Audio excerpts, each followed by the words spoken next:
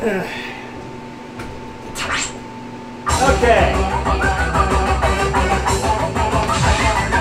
Conrad stick. Alright. Yeah, like I say, Conrad's usually a winner.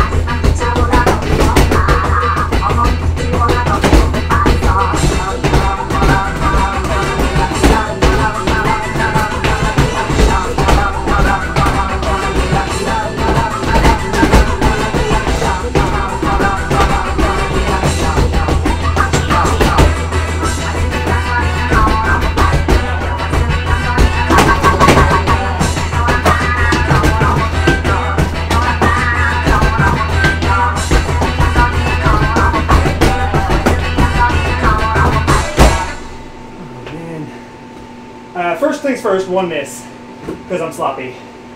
But you just took like the most fun chart, and made it boring.